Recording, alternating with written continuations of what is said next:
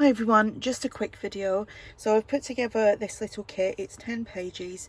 It is a French florals. The paper in the background is an original piece that I had, and it's been scanned in, and then I've just obviously flowered them up. So there is, like I said, 10 sheets. They will be listed in actually over on my coffee shop. I'll put a direct link to that in the description box below. So I'm just going to do a quick flip.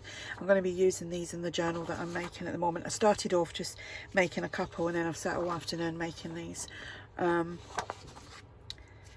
So they're all roses and flowers, obviously, hence why they're called florals.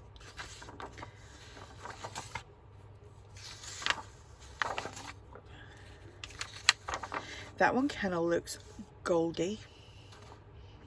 It's come out pretty cool. And that one, these would be good for, well, for your long tall journals if you want to. I think I've shrunk this down because I'm printed this from my my Mac. I'm not quite sure on the settings of that at the moment. So yeah, so there we go. 10 of them.